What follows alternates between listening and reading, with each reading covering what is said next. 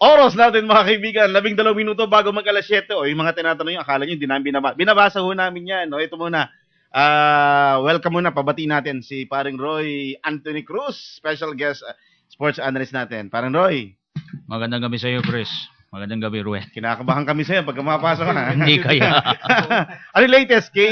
Tatanong dito kay Peñalosa. Anong first name ni Peñalosa? Yung lumaban? Dodi Boy Peñalosa Jr.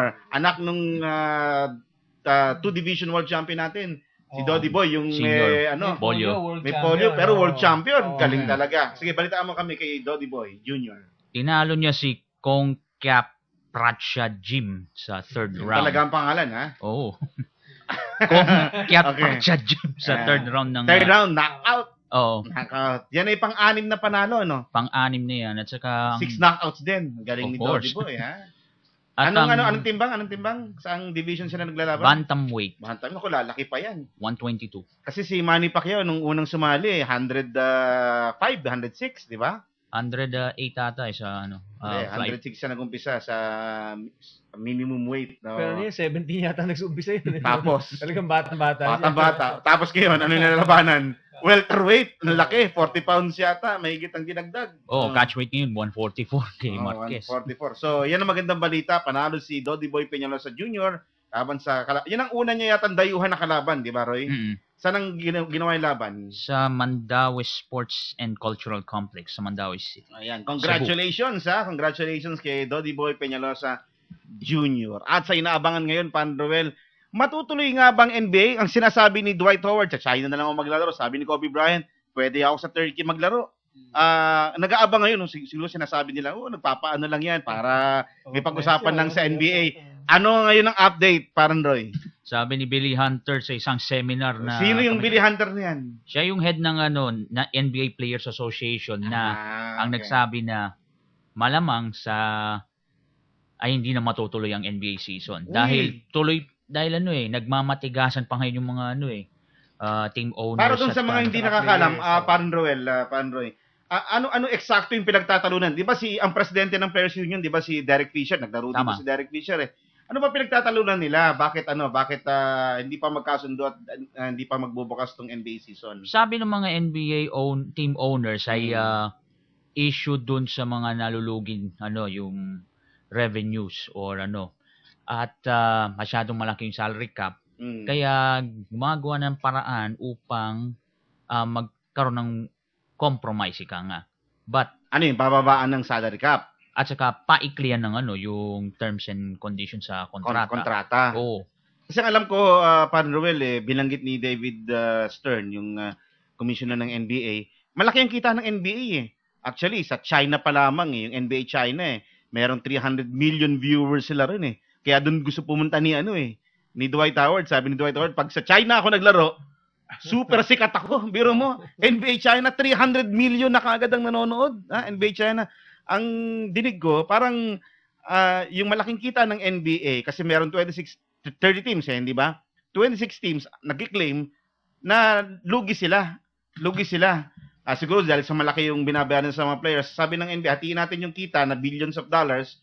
Kaya lang, paano natin paghatian? Yun yata ang isa sa mga pinagtatalunan nila. Parang yata magkasundo kung paano hatiin yun sa mga teams na sinasabi nag-i-incur ng losses dito sa nakaraang NBA season. So, ano ang mangyayari? Kung walang NBA, so Roy, ano mangyayari? Wala na. Wala talaga. Lahat mga players on lockout ay maglalo sila sa ibang bansa. Manuel, pagka ganyan ba, tuloy pa rin ba ang bayad sa mga players? Wala siyempre. Wala talaga. Hindi ka pwedeng mag-contact sa team mo, hindi ka pwedeng mag-practice doon sa gym ninyo. Lahat walang contact, walang income, walang accrued benefits na makukuha.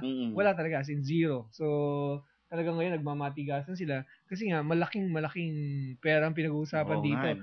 At nakapagtaka nga na yung NBA owners at pati ikaw, Chris, di ba? Aminado naman sila kumikita ng NBA. Kaya lang, merong mga teams na hindi kumikita. Tapos nga, ang kalabas-labasan mo, parang parurusahan nila yung players dahil hindi marunong mag-manage ng teams yung mga owners. Tama. Tsaka marami silang binayarang premium yung mga owners na nag-take over sa mga dati nilang mga may-ari. Tulad na ng Charlotte, si Michael Jordan, di ba? Nag-take over siya ng operations sa Charlotte Bobcats. from Bob Johnson nata, yung kaibigan niya, from Black Entertainment.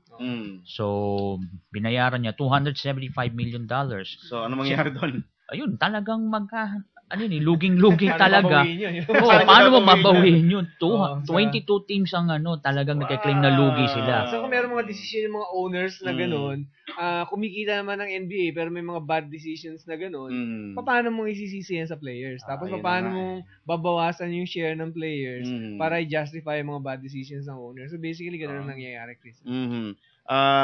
So malamang si Kobe sa Besiktas team sa Turkey maglaro, si Dwight Howard sa isang kilalang, hindi ko alam kung Sharks ang pangalan nung sa China team na umano sa kanya, kumukuha. Ha? Tapos Shanghai Sharks ata yun. Shanghai Sharks. Oo. Si Carmelo Anthony, gayon na rin. Mukhang China rin ang punta. Paano hindi ganong kilala? Hindi sa Philippines ang punta.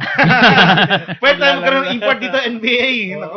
Joakim Noah maglalaro din sa France habang siya di ba? Habang nai-lockout. Oy, pinag-uusapan natin yan. Nakikiusap dito. Baka naman meron daw update sa darating na PBA annual draft. Ilang pick meron ng BMIG sa first round. Di ba, hawak nila pick ng Air 21. Pagkatapos, yung laban kahapon ng Smart Gilas sa Iran, pinanood din na JB Bailon, tsaka meron pang isa. Mukhang nag-i-scout sila kung sino yung mga kukunin nila. Mukhang sila yatang... Nagpunta sila si Jones. Ang Power 8, si JB Bailon, meron siyang 2 picks sa first round. Okay. Ang kanausap ko na si JB, ang pagkakaalam ko, pinakakailangan nila ngayong point guard.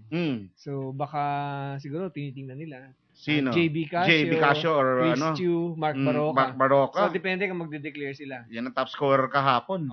Mark Baroka tsaka si Casio. Palagay mo, Roy. Kung ikaw pipili, sino pipili mo sa dalawang point guard ang gusto mo? Ay, mas gusto ko pa si Casio. Si Casio. Ako agree ako. Mas gusto ko si Casio. Si Casio parang Jimmy Halapag yan maglaro. Hindi kasing athletic. Pero ganun ang range niya meron siyang galing sa malayo. Meron siyang kaya mag-penetrate. Tapos may mga assist siya. So, parang Jimmy Halapag ang laro. Si Sinong mga pangalan na lumulutang ngayon bukod doon sa mga binanggit natin? Sino pa yung mga ibang kalahok sa Tingin ko si Marco Lassiter yung isa sa mga lumulutang nag-declare na si Marshall Lassiter, si Chris Lutz dun sa mga films sa films tama. So, at yung iba pa, abangan na lang sa Oktubre. So, hindi pa naglalabas Roel ngayon? Matagal pa, isang buwan pa sa ngayong sa isang buwan pa bago magkaroon ng ang draft. Ang binabantayan nila, I think yung mga Smart Gilas boys dahil kung halimbawa hindi tayo mag-qualify dun sa FIBA Asia, anong gagawin ng mga players? Maghintay sila isang taon, walang trabaho. Yun ang problema. So yun nga, nagsisiguro na yung iba nag-declare na sila na magpapa-draft na sila sa PBA. So, siguro, ang binabantayan ngayon ng Smart Gilas, paano arrangement ng gagawin nila? Halimbawa, paano kung yung mga star players nila, Chris Chu mag-declare paano gagawin nila? Sinanay pa naman nila, kaya nga nandiyan si Rako Toroman, hindi ba? Kaya nga. So, anong gagawin mo ngayon? Bibigyan mo sila ng concession ng PBA na kahit na PBA player na, palalawin pa rin sa national team. So, kasi posible yan dahil ginagawa na nila kay Asi Taulaba, ginagawa naman nila kay Dondon Hontiveros. Supposedly, gagawin nila kay Kelly Williams, saka, di ba?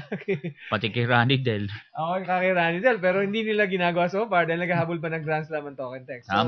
So, maghihintay tayo lahat sa concession na bibigyan ng PBA. Okay.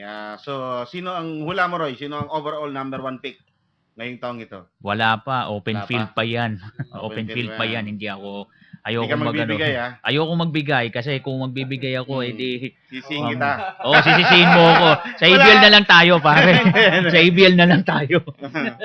Okay kapag hindi nag-declare ako kung mapipili. Kung pag hindi nag-declare yung mga Smart Gilas boys, kunin ko first overall ko Alvin Abueva yung player ng San Sebastian. Si Calvin, napanood mo maglaro yan rin. Malakas. Slam dunker. Talaga? Malakas si Calvin Abueva. Unahin ko pag halimbawa hindi nagpuntahan yung mga Smart Gilas. Inabangan ko, nagtatalo pa sa isip ko, magiging number 1 draft pick Kiefer Ravena tsaka si Bobby Ray.